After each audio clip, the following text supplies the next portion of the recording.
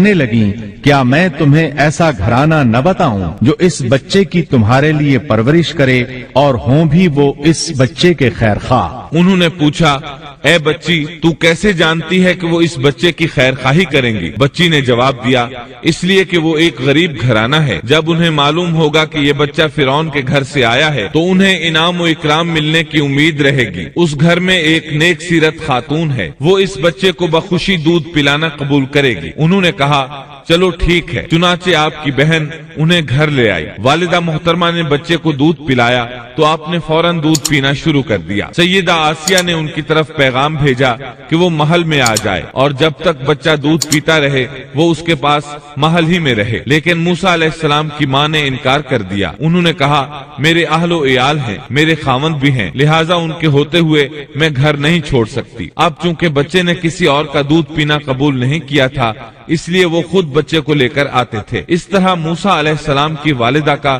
بے حد احترام ہونے لگا۔ فرعون کے ہر کارے تحفے تحائف ان کے گھر لانے لگے۔ اللہ تعالیٰ آیت 13 میں فرماتے ہیں پس ہم نے اسے اس کی ماں کی طرف واپس پہنچایا تاکہ اس کی آنکھیں ٹھنڈی رہیں اور آزردہ خاطر نہ ہو، اور جان لے کہ اللہ کا وعدہ سچا ہے لیکن اکثر لوگ نہیں جانتے۔ اس طرح موسیٰ علیہ السلام شاہی محل میں پلنے بڑھنے لگے، یہاں تک کہ 18 سال کے خوبرو نوجوان ہو گئے۔ اللہ تعالیٰ آیت 14 میں فرماتے ہیں اور جب موسیٰ اپنی جوانی کو پہنچ گئے اور پورے توانا ہو گئے تو ہم نے انہیں علم و حکمت عطا فرمایا، نیکی کرنے والوں کو ہم اسی طرح بدلہ دیا کرتے ہیں۔ وقت گزرتا رہا۔ ایک روز آپ ایسے وقت میں راستے سے گزر رہے تھے جس وقت عموماً لوگ گھروں سے نہیں نکلا کرتے تھے، کہا جاتا ہے وہ دوپہر کا وقت تھا۔ آپ شہر میں داخل ہوئے، لوگ غفلت میں تھے، بس اکا دکا لوگ باہر تھے۔ آپ نے دو آدمیوں کو لڑتے جھگڑتے دیکھا، ان میں سے ایک بنی اسرائیل کا تھا، دوسرا فرعون کی قوم سے تھا یعنی مصری تھا۔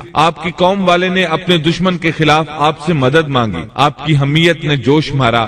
آپ نے دیکھا مصری اس کمزور اسرائیلی کو پکڑے ہوئے تھا، بس موسیٰ علیہ السلام نے آگے بڑھ کر مصری کی ٹھوڑی پر مکہ دے مارا۔ آپ کا مقصد تو بس اسرائیلی کی مدد کرنے کا تھا، لیکن موسیٰ علیہ السلام میں بہت قوت تھی، اس لیے ایک ہی مکہ لگنے سے مصری کا کام تمام ہو گیا۔ سورۃ القصص آیت 15 میں ہے بس موسیٰ نے اس کے مکہ مارا جس سے وہ مر گیا۔ موسیٰ علیہ السلام کو بہت تعجب ہوا کہ یہ کیا ہو گیا، ان کا قتل کرنے کا تو کوئی ارادہ نہیں تھا۔ موسیٰ علیہ السلام نے فوراً کہا یہ تو شیطانی کام ہے۔ آپ یہ کہنا چاہتے تھے میرا ارادہ تو اسے قتل کرنے کا نہیں تھا، یہ فعل تو شیطان نے کیا ہے، شیطان ہی نے مجھے بے قابو کر دیا تھا، مجھے اپنی طاقت پر اختیار نہ رہا، مجھ سے اس انسان کے قتل والا برا کام سرزد کرا دیا۔ آیت 15